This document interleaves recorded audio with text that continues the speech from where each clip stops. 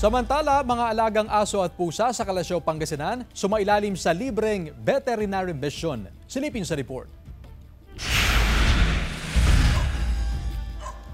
Dinala ni Tatay Robert ang kanyang American Bully na si Max sa Kalasyaw Sports Complex kaninang umaga.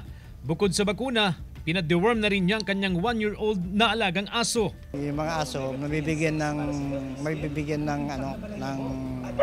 proteksyon. Tsaka yung mga makasalamuhan nilang mga tao. Isa lang si Tatay Robert sa mga pet owner sa Kalasyaw, Pangasinan na nagdala ng kanyang alaga sa isinagawang veterinary mission sa bayan.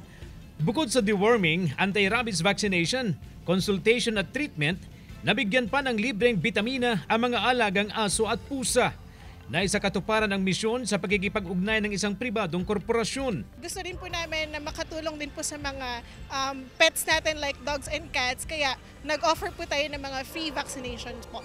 Ayon sa Municipal Veterinary Office, maganda ang ganitong mga programa upang maibigay ang pangangailangan ng mga alaga.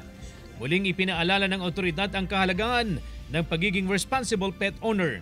Ang pagiging responsible pet owner is ibigay mo yung mga pangangailangan niya. Kagaya ng pabahay, dapat malinis palagi, maayos na pagkain, at pinapabakunahan mo taon-taon. Kasama si Henry Duminsil, CJ Torida, One North, Central Luzon.